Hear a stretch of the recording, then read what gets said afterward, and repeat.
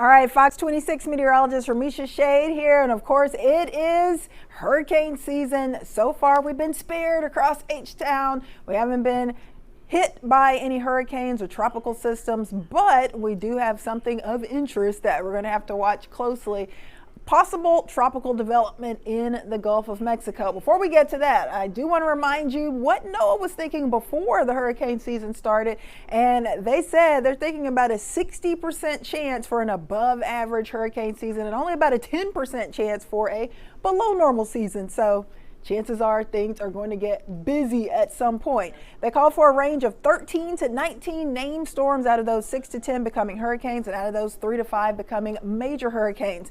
Colorado State University forecasters were thinking kind of the same thing, that yes, the 2025 Atlantic Basin hurricane season will likely be a little busier than average. Normally we get 14 named storms, 7 hurricanes, 3 major hurricanes, and they're still predicting for the rest of the season overall about 16 named storms, 8 of those becoming hurricanes and 3 becoming major hurricanes. So what have we had so far this season? Well, 0 hurricanes so far, but we have had 3 named storms. That means 3 tropical storms. We've had Andrea, Barry, and Chantal, but none of those have made it to hurricane status. So next name on the list would be the D name, and that would be Dexter. Will we have Dexter brewing, developing, bubbling up in the Gulf of Mexico later this week? Well, it's not out of the question. There is a chance. So that's why we're all going to have to monitor things closely, especially if you live along the Texas Gulf Coast, Louisiana, Mississippi, Alabama Gulf Coast, and especially the Florida Gulf Coast getting inundated with that heavy rain already. So you can see this swirl crossing over northeast Florida from Jacksonville to Gainesville to Ocala. That is the disturbance we're monitoring. Right now, there's no well-defined closed low-level circulation, so it is not officially a tropical system just yet. However, it is a disturbance. It's kicking up a lot of moisture, bringing heavy tropical downpours up and down the Florida peninsula, and it is moving west, as you can see on our satellite and radar loop. So it's moving west. By tonight and tomorrow morning, it's going to be in the northeast Gulf, and it's likely going to be close to southern Louisiana, the New Orleans area, by Wednesday night and Thursday. So here is the latest with what we're expecting with this system. It is an area of low pressure moving west across northeast Florida. It's been called Invest 93L. Hurricane hunters were supposed to fly into it today.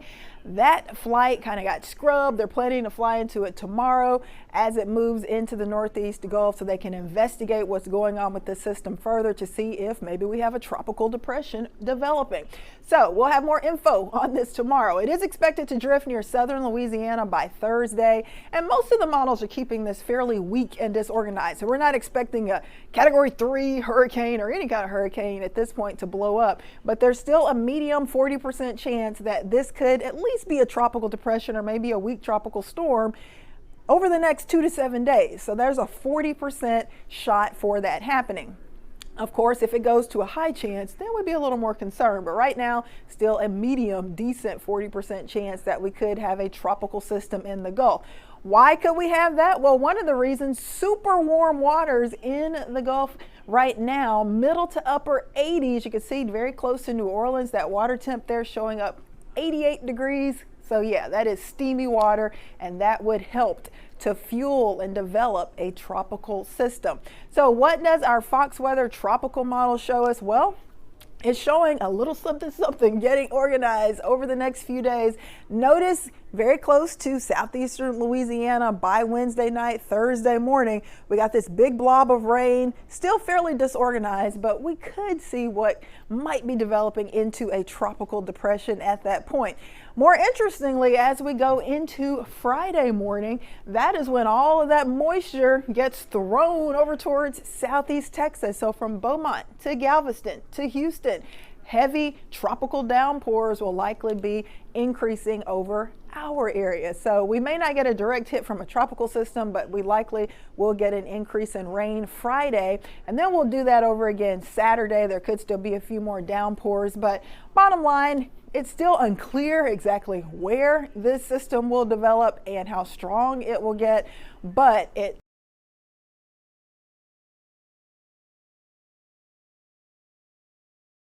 Flood risk for today will still be across central Florida, Tampa, Bradenton, Orlando. Several inches of rain possible there. Flood threat, though, will start to spread west as we go into tomorrow. It's going to spread into southern Alabama, the Mobile area, New Orleans. The threat for heavy downpours that could lead to flash flooding. Now, flood risk Thursday gets even higher for southern Louisiana. Notice that yellow 2 out of 4 flood risk. So this is the area we're most concerned with. As we go into Friday, that flood risk will start to spread into east and southeast Texas. So we'll have to watch this closely, but you can see several inches of rain potentially with this possible tropical system. It looks like the bullseye right now, at least with this model, for the heaviest of that rain in between New Orleans and Lake Charles. 5 to 7+ inches of rain. Now, what about Houston? We're on the edge right now. So if the system moves a little bit farther to the west, we would be more in that heavy rain bullseye. But right now, it looks like we may get a 1/2 inch to 1.5 inches, maybe some isolated 2-3 inch totals. But we're not expecting a major direct hit from a hurricane at this point. So I think our biggest impact for Friday and Saturday would be some burst of heavy tropical downpours that could impact your plans. Flooding risk, the threat for tropical storm force winds, 39 to 73 miles per hour, and any rip current risk, increased surf, the threat for all of those low right now. But of course, keep checking back day by day, because if that track or intensity changes, then we could have more impacts.